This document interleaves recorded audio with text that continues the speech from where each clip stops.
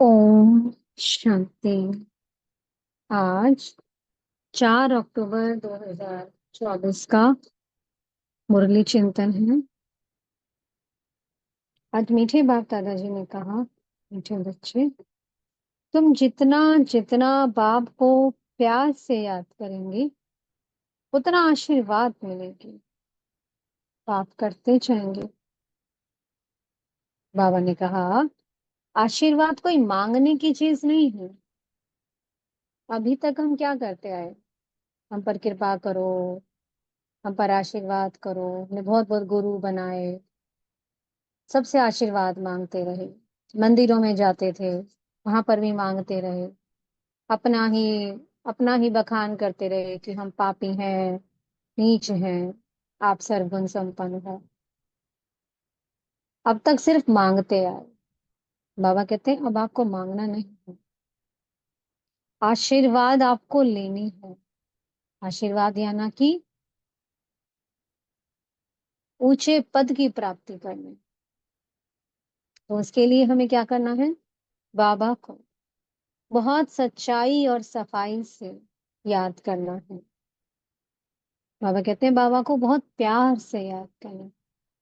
और प्यार से याद किया जाता है दिल से, दिमाग से नहीं कि हाँ हम बाबा को याद करेंगे तो हमें ये प्राप्ति हाँ होगी, नहीं। वो तो स्वार्थ हो गया। निस्वार्थ भाव से, संपूर्ण समर्पण भाव से बाबा को सच्चाई और सफाई से याद करना है। तो फिर वो आत्मा ऊंचे पद को प्राप्त करती है जो हमें मिलने जा रहा है सत्युग में।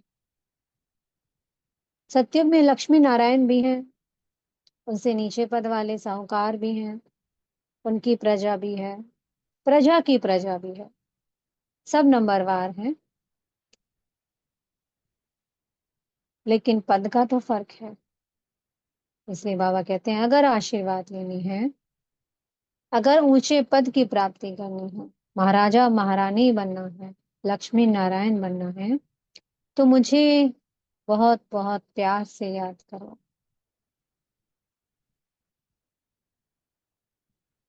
कोई फर्क नहीं होना चाहिए कि हमारे मन में कुछ और चल रहा है और हमारी बुद्धि कुछ और कहती है। नहीं, एकदम साफ सुथरे, बुद्धि की लाइन एकदम क्लीन एंड क्लियर हो, मन में स्वच्छता हो, सबके प्रति प्रेम का भाव हो। ऐसा नहीं कि हम बाबा के साथ तो वो सच्चे सच्चे बनकर रह रहे हैं, लेकिन जब हम संबंध संपर्क में आते हैं तो हम वहां पर हेरा फेरी कर रहे हैं, तो वो सच्चाई सफाई नहीं हुई।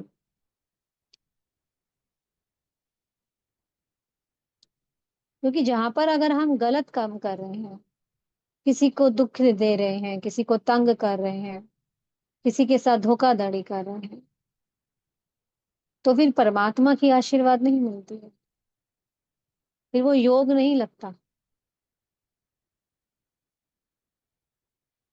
तो योग नहीं लगेगा तो आत्मा पवित्र नहीं बनेगी, और पवित्र आत्माएं ही सत्युग में जाएंगी। और जो पवित्र नहीं बनेगा, बाबा को याद नहीं करेगा, तो सजाएं खानी पड़ेगी। फिर चाहे किसी ने कितनी भी सर्विस क्यों ना की हो, खूब सेवाएं की हैं, लेकिन अगर याद नहीं किया, पवित्र नहीं बने, तो पद भ्रष्ट हो जाएगा। सजाएं खाने से पद कम हो जाता है। आज बाबा ने प्रश्न किया, बाप बच्चों को किस धर्म में टिकने की मत देते हैं? बाबा ने कहा कि अब तुम अपने सत्य स्वरूप में स्थित हो जाओ। हमारा सत्य स्वरूप क्या है? कि हम एक आत्मा है। ये शरीर तो सिर्फ एक वस्त्र है हमारा, जो हमने हर जन्म में बदला है। लेकिन आत्मा तो नहीं बदली ना, आत्मा तो वही आ रही है, यात्रा करते हुए आ रही है। तो बाबा कहते हैं अब अपने उस विचित्रता के, यानी कि आत्मिक स्वरूप के स्वधर्म में स्थित हो जाओ। और इस चित्र को यानी कि शरीर को भूलो। जितना जितना आत्मा अपने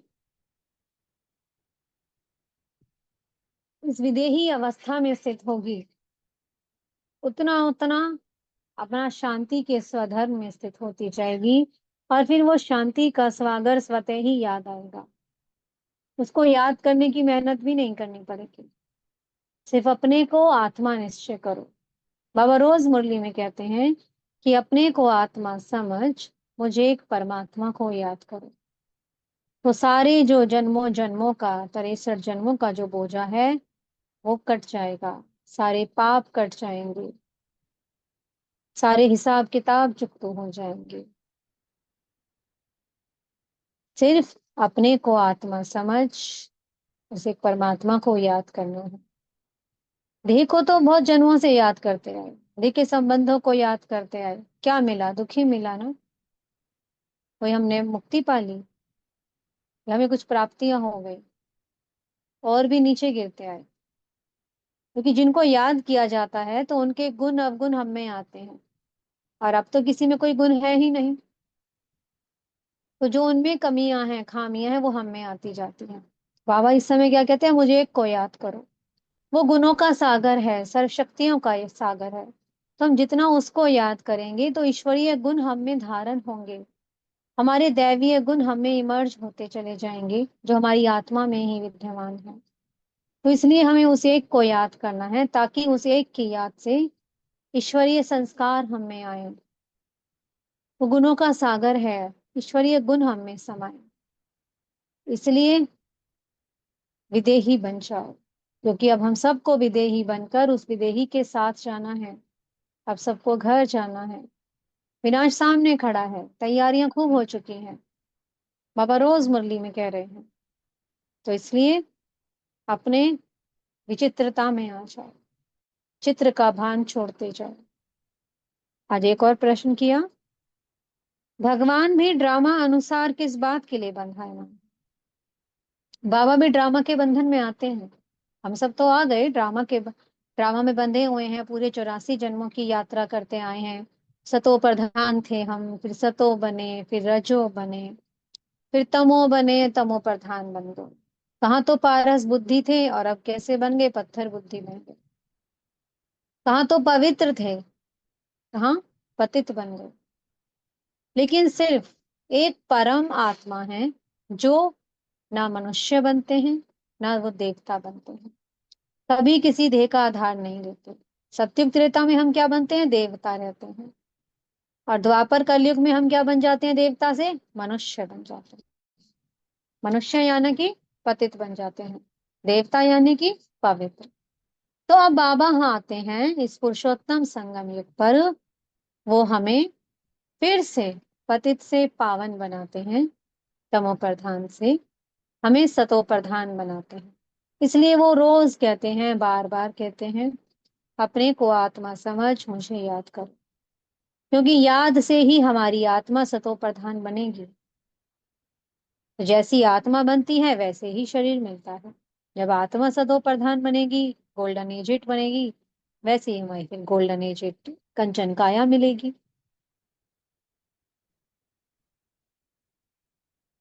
बाबा भी ड्रामा के बंधन में, बाबा को आना ही है। जैसे हमारी आत्मा में पार्ट इमर्ज होता है, हम अपने जन्म लेते जाते हैं, एक बाई एक जन्म लेते आए हैं, ऐसे ही बाबा का पार्ट भी इस पुरुषोत्तम संगम युग पर है।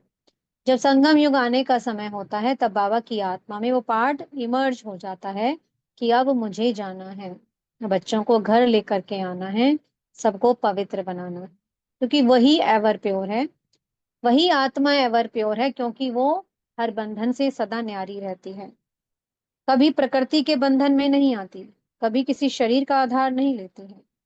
प्रकृति के पांचों तत्वों का आधार लेना, बंधन में आना।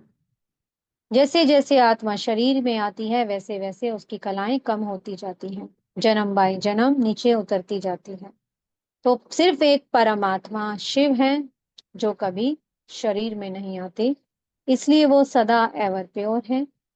लेकिन वो भी ड्रामा में बंधायमान है। तो इसलिए बाबा इस समय अब आए हुए हैं पुरानी दुनिया को बदलकर नई दुनिया बनाने के लिए। कलयुग अंत और सतयुग के आदि, जिसे पुरुषोत्तम संगम युग कहते हैं, अब उस परमात्मा एक शिव को हमें याद करना है, आत्मा समझ। उस एक की याद से हमें फिर से संपूर्ण पावन बनना है।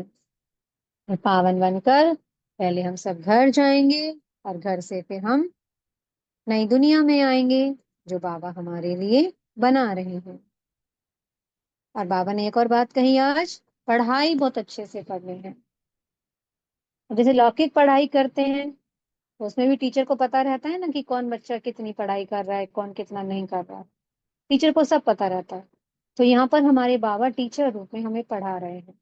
उन्हें हर बच्चे का पता है कौन बच्चा कैसे कर रहा है।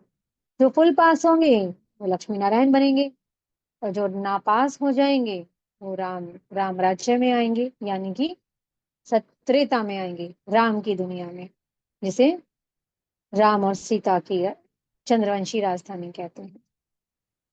तो इसलिए बाबा ने कहा कि अब पढ़ाई बहुत अच्छे से पढ़नी है। 8 ही होंगे पास विद ऑनर, वही राजगद्दी संभालेंगे सूर्यवंश की। और 108 की माला का गायन है। अभी भी समय है। अगर बाबा की माला का मन का बनना है तो पढ़ाई को अच्छे से पढ़ना है, सुदर्शन चक्र को अच्छे से घुमाना है रोज, और उस एक की याद में रहना है। इसके लिए वहां मंत्र मिला हुआ है हम सब बच्चों को, मन मना भव, मध्याजी भव। और कोई गलत काम नहीं करना है, किसी को दुख नहीं देना, कोई भी इलीगल कार्य नहीं करना। बाबा कहते हैं अगर बाबा के बन करके तुम विकारों में गए, 100 गुना पाप चढ़ जाएगा। फिर कभी वो आत्मा उठ नहीं सकती। अगर बाबा का बनकर पवित्रता को तोड़ दिया, फिर ऊंचा उठना मुश्किल है। तो इसलिए हमेशा बाबा के श्रीमत पर चल पवित्रता को धारण करके रखना है। कोई भी लीगल कार्य नहीं करना है। इलीगल कार्य करना मतलब विकारों में जाना, किसी को दुख देना, किसी को सताना। मीठे सतगुरु जी वरदान दे रहे हैं, बाप के साथ द्वारा पवित्रता रूपी स्वधर्म को सहज पालन करने वाले मास्टर सर्वशक्तिवान भव। बाबा ने कहा आत्मा का स्वधर्म है पवित्रता, और अपवित्रता क्या है? पराया धर्म है, रावण का धर्म है वो, जिस राज्य में हमने 63 जन्म बिताए हैं। अब लेकिन बाबा हम मिल गए हैं, उन्हें हमें हमारे पवित्रता के स्वधर्म के बारे में बता दिया। तो बाबा कहते हैं जब अपने पवित्रता के स्वधर्म का हमें निश्चय हो जाता है, फिर किसी भी प्रकार की अपवित्रता, कोई भी विकार हमें हिला नहीं सकता है। बाबा को अच्छे से जानना, पहचानना, उस पर निश्चय करना। जो अच्छे से निश्चय कर लेता है कि हाँ यही मुझे आत्मा का पिता है, यही मुझे अब सदगति देने आया है, वही अपने इस पवित्रता के स्वधर्म में टिक सकता है। बाबा कहते हैं मुझे अपना साथी बना लो। जो जिसका साथी स्वयं सर्वशक्तिमान है, उसे किसी प्रकार की अपवित्रता छू सकती है भला? नहीं। आवश्यकता है उसे हमेशा अपना साथी बनाकर रखना। सर्वशक्तिवान मेरा पिता है, मेरा साथी है, और मैं कौन हूँ? मास्टर सर्वशक्तिवान। तो संकल्प में भी माया आपको छू नहीं सकती। सारी बात डिपेंड करती है निश्चय पर, उस एक पर निश्चय, अपने पार्ट पर निश्चय, ड्रामा पर निश्चय कि हाँ मैं ही इस बेहद के नाटक की हीरो हीरोइन पार्टधारी आत्मा हूँ, मैं ही मास्टर सर्वशक्तिवान आत्मा हूँ। ओम शांति। बहुत बहुत शुक्रिया प्यारे प्यारे हमारे मीठे मीठे बाप दादा जी का। ओम शांति।